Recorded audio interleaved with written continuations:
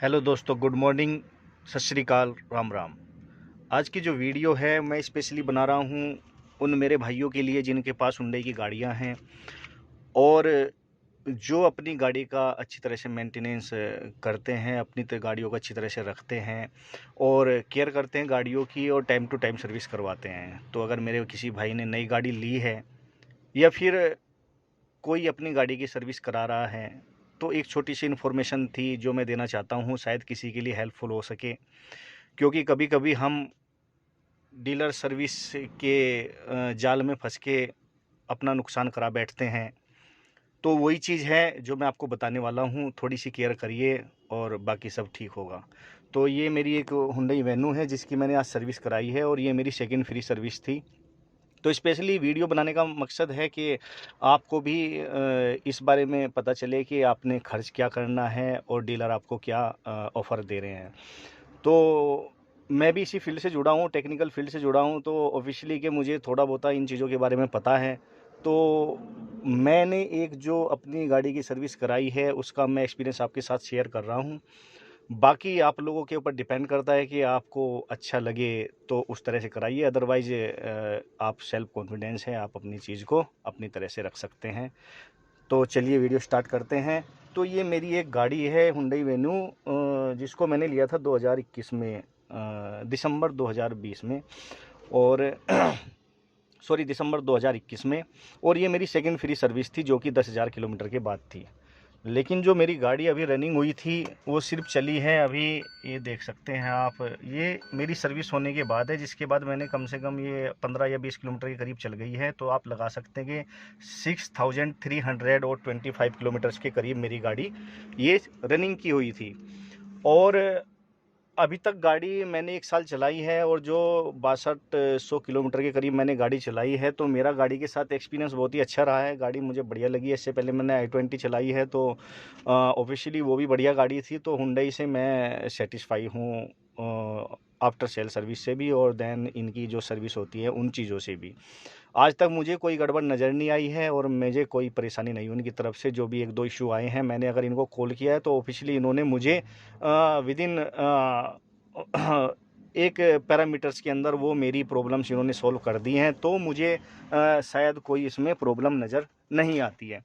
तो चलिए मैं बताता हूँ आपको, मेरी ये सेकंड फ्री सर्विस थी और जो मेरी सेकंड फ्री सर्विस थी वो जो इनके चार्जेज़ होते हैं, जो लेबर चार्जेज़ होते हैं वो फ्री ऑफ कॉस्ट होते हैं, जो कि नियर अबाउट होते हैं 1800।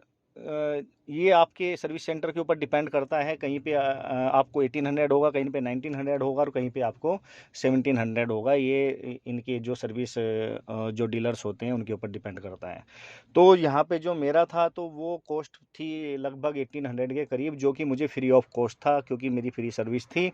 देन उसके बाद मुझे जो वहाँ पे जो उनके सर्विस रिप्रेजेंट थे उन्होंने कुछ चीज़ें ऑफ़र की थी और मैं आपको ये बिल भी दिखा रहा हूँ, ये आप बिल देख सकते हैं। तो जो मेरी सर्विस कॉस्ट आई है, तो ये मैंने क्या किया है कि इसके अंदर एक मेरा जो इंजन ऑयल था वो चेंज होना था, जो कि मुझे भी लगा कि चेंज होना बहुत ज़रूरी है। तो ये मैंने इंजन ऑयल, क्योंकि अभी तो आप समझ सकते हैं कि सेकंड जो सर्विस होगी वो 2 साल के बाद होगी, तो ऑफिशियली इसको चलाना कराना बहुत ज़रूरी था। तो ये मेरा ऑयल चेंज किया है उन्होंने, जो कि 3.5 लीटर के करीब था और जिसकी कॉस्ट आई है 1174 रुपये, 1174 रुपीज़।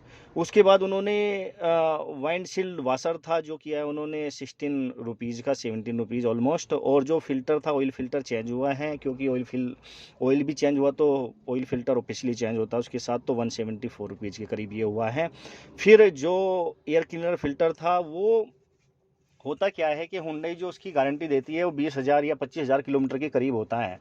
और मैं भी इस चीज़ को भली भांति जानता हूँ कि एयर फ़िल्टर इतनी जल्दी ख़राब होते नहीं हैं, क्योंकि पेट्रोल गाड़ियाँ हैं, डीजल गाड़ियाँ हैं, तो फ़िल्टर्स की ज़्यादा रिक्वायरमेंट होती है चेंज करने की, क्योंकि वहाँ पे एक जो कंप्रेशन जो होता है उसका, वो एक कंप्रेशन इग्निशन इंजन है। और जो ये है ये सेल्फ इग्नाइट से, ये सेल्फ इग्नाइट इंजन है। तो यहाँ पे फ़िल्टर की इतनी वो नहीं होती है जो कि एक डीजल इंजन के अंदर होती है। तो फिर भी मैंने सोचा ठीक है यार, 230 रुपये की बात है, तो एक फ़िल्टर ये भी उन्होंने चेंज किया है, क्योंकि डेली डेली चीज़ें चेंज नहीं कराई जाती हैं। और ऑफिशियली एयर फ़िल्टर सबसे ज़्यादा अहम रोल करता है किसी भी इंजन के अंदर।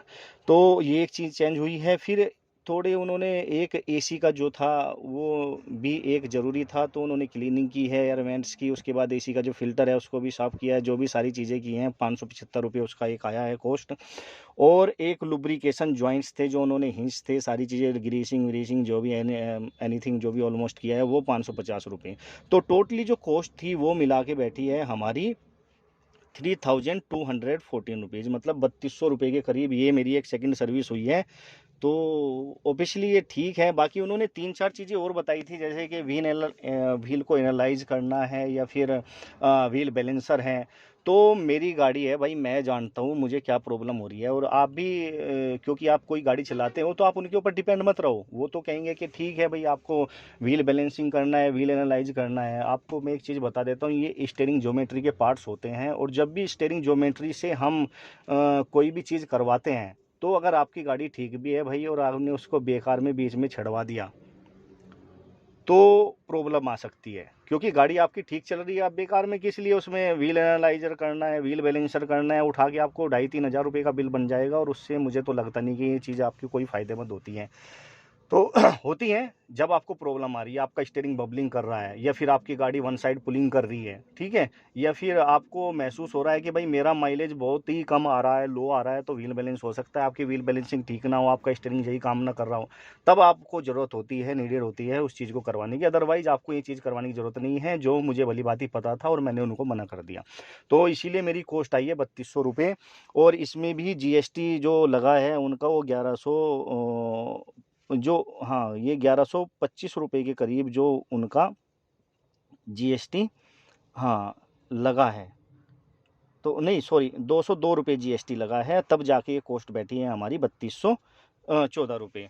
तो सर्विस बढ़िया थी, आप देख सकते हैं। इंटीरियर भाई साहब ऐसे कर देते हैं ये लोग ना, पता नहीं कहाँ से लगाते हैं, कौन सी पॉलिसी उठा के लाते हैं। मैंने बाज़ार में ढूंढ ली पर मुझे नहीं मिलती है। ये देखो, आप गाड़ी को ऐसे चमका दिया उन्होंने जैसे अभी नई गाड़ी आई है, बिल्कुल फर्स्ट क्लास, एकदम टनाटन बना दिया है। और गाड़ी बहुत बेहतरीन, मतलब एकदम आपको लगेगा कि भाई बिल्कुल एकदम नई गाड़ी आई है, फर्स्ट क्लास ऐसी बना दी है उन्होंने, बिल्कुल एकदम मस्त।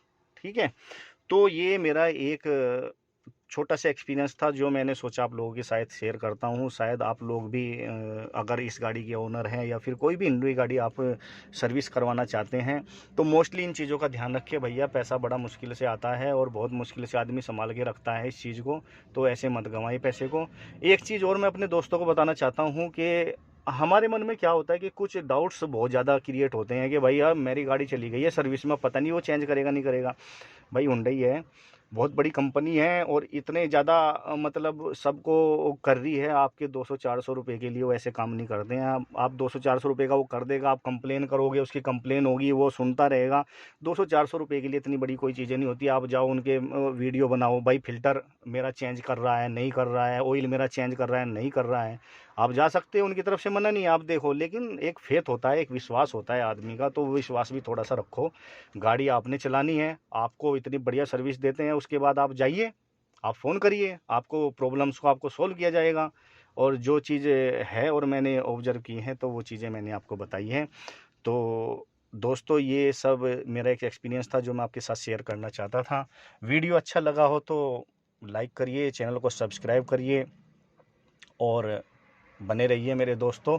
ये एक टेक्निकल चैनल है जिसके अंदर मैं टेक्निकल इन्फॉर्मेशन देता हूँ, तो आई थिंक ये भी एक टेक्निकली इन्फॉर्मेशन हो गई जो कि टेक्निकली चीज़ों से जुड़ी हुई है।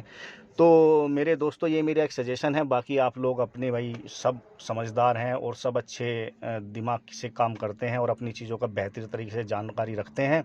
तो ये आपके ऊपर डिपेंड करता है, आपकी, और कैसा जैसा आपको अच्छा लगे वैसा कर सकते हैं आप।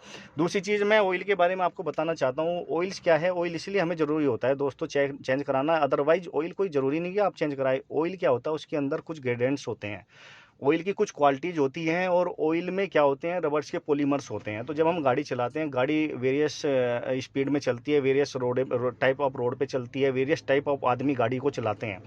तो उसमें क्या होता है, जो हीट हमारा जनरेट होती है, हीट के द्वारा जो वो रबड़ के पॉलीमर्स होते हैं, उनको मिला के ऑयल को जनरेट किया जाता है, बनाया जाता है।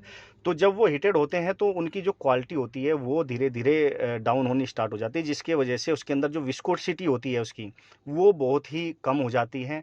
और कम होने की वजह से वो हमारा ऑयल, वो हमें हमारे पार्ट्स को वो लुब्रिकेंट नहीं दे पाता जो हमें ज़रूरत होती है जिस टाइम पर हीट को उसको ऑब्जर्व करने की। तो इसलिए हमें ऑयल को चेंज कराने की ज़रूरत पड़ती है। तो ऑयल चेंज कराया है। वैसे तो 10,000 के बाद था, मेरी तो गाड़ी अभी 6200 किलोमीटर चली है, तो नहीं भी कराऊंगा तो भाई 1500 के बाद कराना पड़ेगा, फिर सेल सर्विस दो, ठीक है, फिर लेबर चार्ज भी दो, तो वही चीज़ें पड़ जाती हैं। सोचने वाली बातें नहीं हैं। आप जाइए, जो आपको अच्छा लगे, आपको जो बेटर लगे वो चीज़ आप करिए, लेकिन थोड़ा अपनी सोच से करिए, डीलरों के भरोसे मत रहिए। So thank you so much my friends. देखते रहिए, बने रहिए और स्वस्थ रहिए, मस्त रहिए। Thank you so much all of you.